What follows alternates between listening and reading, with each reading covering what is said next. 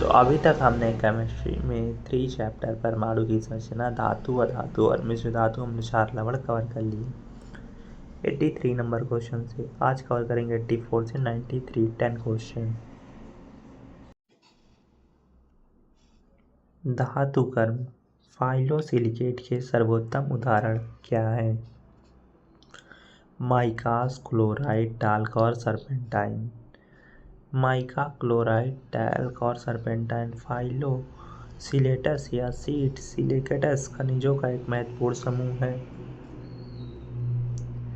जिसमें मिट्टी के खनिज शामिल हैं। फाइलोसिलिकेटस की मूल संरचना SiO4 टेट्राहेड्रा के परस्पर जुड़े 6 सदस्य वलयों पर आधारित है जो अनंत सीटों में बाहर की ओर विस्तारित होते हैं। निम्नलिखित में से कौन सी अशुद्ध धातुओं के शोधन के लिए सर्वाधिक व्यापक रूप से उपयोग की जाने वाली विधि है? विद्युत अपघटनीय परिष्करण, इलेक्ट्रोलाइट रिफाइनिंग। विद्युत अपघटनीय परिष्करण, इलेक्ट्रोलाइट रिफाइनिंग यह विद्युत अपघटन की प्रक्रिया द्वारा धातुओं के निष्कर्षण और शुद्धिकरण के लिए उपयोग की जाने वाली एक तकनीकी है।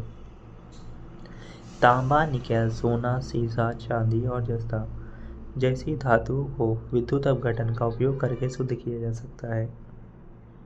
ऑक्सीकृत पारे का सबसे आम अयस्क कौन सा है जो ज्वालामुखी गतिविधि और उष्ण स्रोत हॉट स्प्रिंग से संबंधित दानेदार परतों या सिराओं में होता है? तो ये है सिनेबार।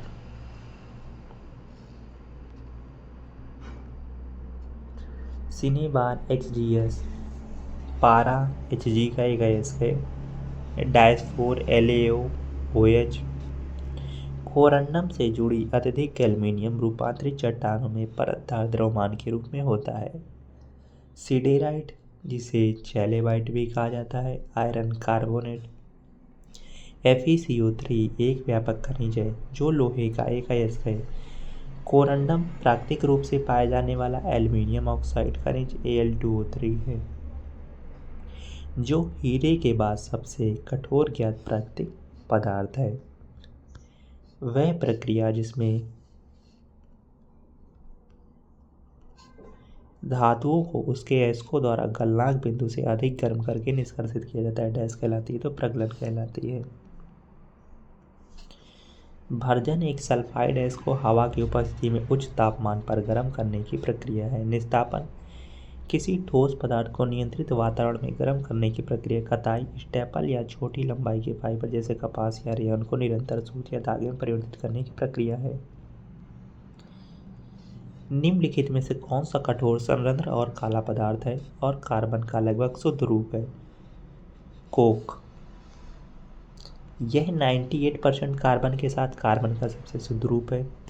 यह कुछ अशुद्धियों और उच्च कार्बन पदार्थ वाला ईंधन है जिसे आमतौर पर कोयले से बनाया जाता है।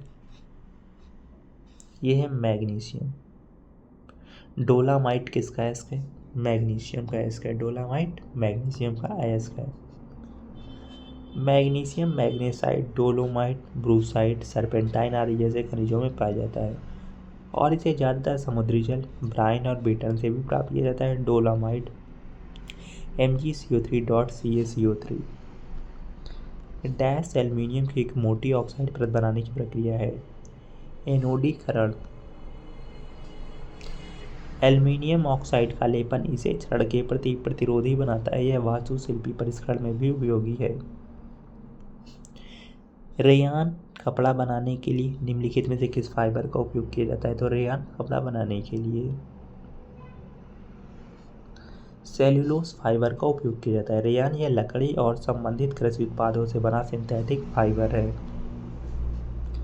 डैश के द्वारा किए गए एक नियम के अनुसार विद्युत अपघटन विलयन में पारित होने वाले विद्युत की समान मात्रा द्वारा मुक्त होने वाले भिन्न पदार्थों की मात्रा उनके रासायनिक तुल्य भार के समानुपातिक होती है। ये माइकल फैराडे ने बताया। माइकल फैराडे विद्युत अपघट्य नियम में कहा गया कि इलेक्ट्रोड इलेक्ट्रोलाइट सीमा पर धारा द्वारा उत्पादित रासायनिक परिवर्तन की मात्रा उपयोग की जाने वाली विद्युत की मात्रा के समानुपाती होती है और समान मात्रा में बिजली द्वारा उत्पादित रासायनिक परिवर्तनों की मात्रा अलग अलग होती है। धातुओं और उनके अयस्कों के संदर्भ में कौन सा युग्म गलत है? तो पारा ग्रीकोकाइट गलत है, सही क्या है, सोना से कैल्वेराइट। एल्यूमिनियम क्रायोलाइट, कोबाल्ट स्मेलाइट से कोबाल्ट। पारा या तो एक प्राकृत धातु दुर्लभ के रूप में पाया जाता है या सिनेबार मेटा सिनेबार।